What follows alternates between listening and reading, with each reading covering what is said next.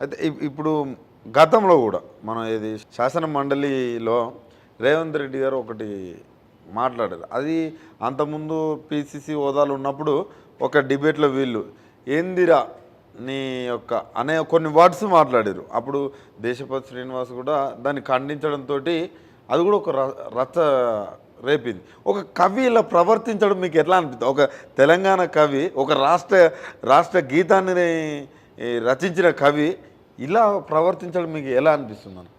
డెఫినెట్‌గా అది ఎవరో ఆమోదించలేము, హర్షించలేము. అట్లాంటి మాటలు ఎంత గొప్ప వ్యక్తి అయినా కావచ్చు గాక, ఎదుటి వ్యక్తులను చులకన చేయటం గానీ, ఎదుటి వాళ్ళను తీసిపడేయటం గానీ, లేదు బాబా ఎవరి దగ్గర ప్రతిభే లేదని అనటం గానీ ఎవరికీ హక్కు లేదు.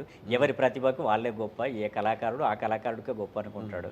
అంత మాత్రాన నువ్వు గొప్ప వ్యక్తివి అయినంత మాత్రాన నువ్వు అందరినీ తీసిపడేసినట్టు మాట్లాడటం మాత్రం అసలు ఎవరు ఒప్పుకోరు. ఎందుకు ఒప్పుకుంటారు?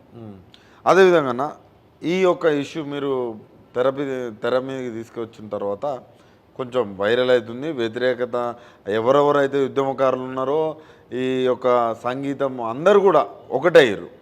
ఈ టైంలో అసలు రేవంత్ రెడ్డి నాకు సంబంధం లేదు అని అంటున్నాడు. నిజానికి రేవంత్ రెడ్డికి అంటే సీఎం గారికి ఎలాంటి సంబంధం లేదా?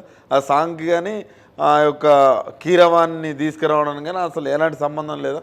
సరే, రెండు విషయాలు దీంట్లో. అయితే ఈయన ఏమన్నాడు అసలు? ఇప్పుడు నేను అడిగినప్పుడు ఆయన ఏమన్నాడు అంటే, సరే ఏదో నాకు ఆయన ఆస్కార్ అవార్డు గ్రహీత కనుక నా పాట ఆయన చేస్తే బాగుంటుంది అనుకొని చేశాను అనలేదు ఆయన. ఎవడు లేక చేయించాను ఇక్కడ. కీరవాణిని తలదన్నటం అని కాదు, అది తర్వాత వచ్చింది. కీరవాణి స్థాయి ఉన్నోడు లేడు, కీరవాణి తలదన్నేవాడు తెలంగాణలో లేడు. కాబట్టి నేను ఆయనతో చేయిస్తాననే మాట ఒకటి మాట్లాడిండు. అదే లేకపోతే తెలంగాణ ఉద్యమమే లేదు. తెలంగాణ కళాకారులు, కవులు కళాకారులే ఉద్యమాన్ని భుజాన్ని వేసుకొని నడిపించారు. కళాకారులు లేరని చెప్పేసి ఆయన ఇవాళ మాట్లాడుతున్నాడు. అయితే అదొక విషయం. ఇప్పుడు నువ్వేమన్నావు? తెలంగాణలో కళాకారులు లేరన్నావు, తెలంగాణలో కవులు లేరు, కళాకారులు లేరు, ఎవరు లేరన్నట్టుగా మాట్లాడాడు. ఇప్పుడు నువ్వు అలా మాట్లాడినప్పుడు ఇప్పుడు తెలంగాణ కళలకు నిలయం, కళాకారులకు నిలయం. అలాంటి తెలంగాణలో ఇప్పుడు నీ పాటని తెలంగాణ రాష్ట్ర గీతం చేసి రాష్ట్రం మీదకి వదిలినప్పుడు ఆ కళాకారులు దాన్ని గుండెలకు అత్తుకుంటారా? ఏ రకంగా అత్తుకుంటారు? అసలు యాస వస్తుందన్న? వస్తుందా రాదా? ఏదో సరే ఆర్టిఫిషియల్ యాస నువ్వు ఏం పెట్టినా బలవంతంగా తీసుకొచ్చినా అదేం చేశారో మనకు తెలియదు కనుక అది వాళ్ళు ఏం దాని గురించి మనం మాట్లాడలేం. కానీ ఏ రకంగా వచ్చినా తెలంగాణ ప్రజలు నిండు మనసు దాన్ని హర్షించగలుగుతారా? దాన్ని హత్తుకోగలుగుతారా?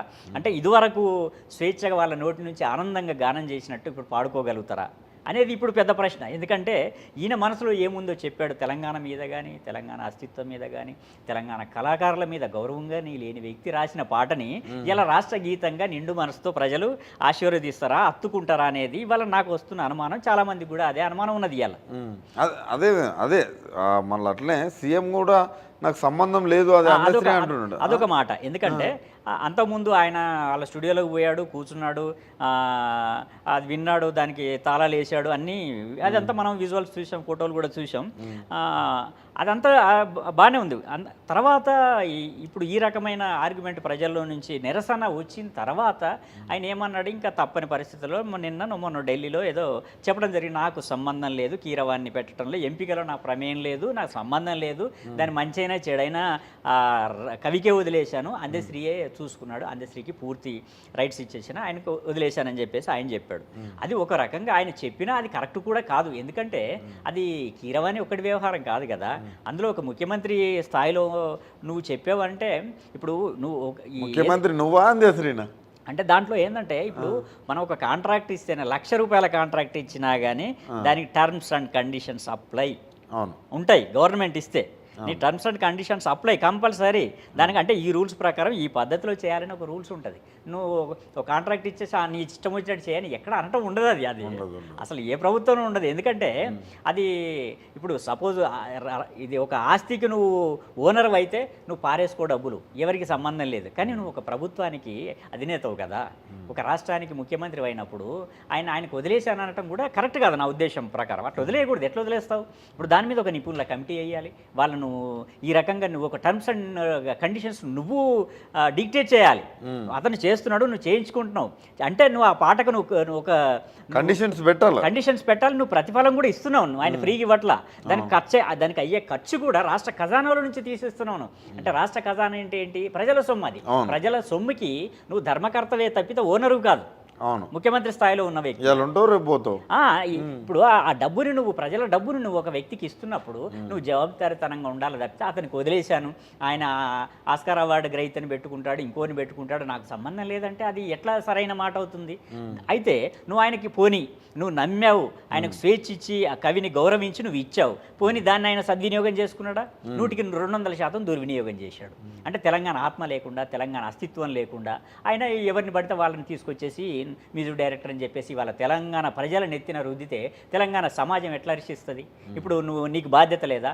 ముఖ్యమంత్రి స్థాయిలో ఉన్న వ్యక్తికి అది నీకు బాధ్యత కదా? ఇప్పుడు సరే అది ఆయన మీదకి వదిలేసావు అన్నాడు, పోనీ ఇప్పుడు ఆయన బాధ్యత తీసుకుంటున్నాడా? ఆయన ఎస్కేప్ అవుతున్నాడు. ఇవాళ మాట్లాడిన మాట చూస్తే ఇప్పుడు ముఖ్యమంత్రి గారేమో నేను అందశ్రీ మీద వదిలేశానని చెప్పేసి దులిపేసుకున్నాడు ఆయన. ఇప్పుడు ఇవాళ ఆయన ఎవరు పాడుతున్నారంటే నేను కీరవానికి వదిలేశాను, ఆయన ఎవరితో పాడిస్తాడో నాకు తెలియదని ఇలా మీరు వదిలేసిన సగటు ఈ వ్యక్తి ఈయన అంటున్నాడు. అంటే ఇప్పుడు ముఖ్యమంత్రి గారు అందశ్రీ గారు కలిసి ఈ పాటని ఎవరి పాదాల దగ్గర పెట్టారయ్యా? ఇంతకుముందు మనం ఎవరి మీద కొట్లాడాం? ఏ అస్తిత్వం కోసం కొట్లాడాం? ఏ ఆత్మగౌరవం కోసం కొట్లాడాం? వాళ్ళ కాళ్ళ దగ్గరికి పోయింది. ఇప్పుడు వాళ్ళ కాళ్ళ దగ్గర మీరు పెట్టడంలో తెలంగాణ ఆత్మగౌరవాన్ని తీసుకొని చివరికి అంటే నీ నుంచి అందశ్రీ నుంచి చివరికి ఎవరి పాదాల దగ్గరికి పోయిందనేది ఇలా తెలంగాణ సమాజం ఆలోచించాలి.